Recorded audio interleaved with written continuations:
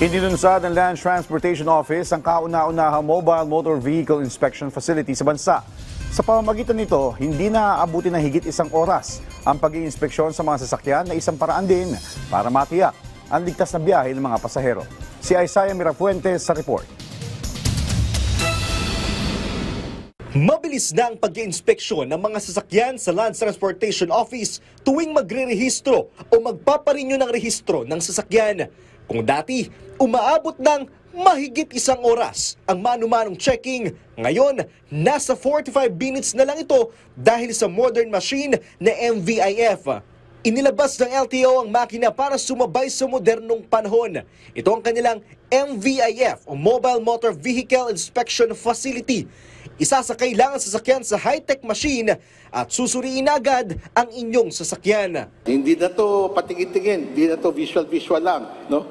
Nakita nyo naman, pati yung ilalim ng truck, ilalim ng bus, kaya na natin bigyan ng inspeksyon.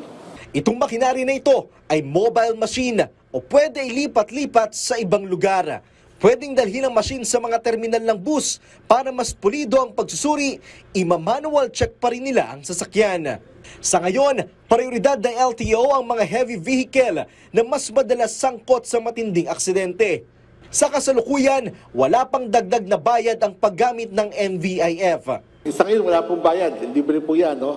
Pag-aaralan namin, isasangguni namin kay Secretary Vince, no? Kung papabayaran natin yung ating mga operator ng mga bus at truck. No? Akin naman, kahit konti lang, para yung mga consumable items, gaya itong, alam mo, yung rubber kung saan dumadaan yan, eventually mapupudpud yan, kailangan palitan eh. Siguro we will cost that out kung magkano lang ang kailangan namin. Magiging mahigpit naman sa bagong inspeksyon. Kapag bumagsak sa test, ay hindi na agad papayagang irehistro ang sasakyan. Ang makinari na ito ay para rin sa ipinatutupad na sa ngayon na no contact apprehension at para na rin masiguro ang kalidad ng mga sasakyang bumabiyahe sa kalsada. Ibinalita rin sa atin ng LTO na wala ng backlog sa NCR at maraming mga probinsya sa printing ng plate numbers. Halos tapos na ang printing ng mga plaka. Isaiah Mirafuentes para sa Pambansang TV sa Bagong Pilipinas.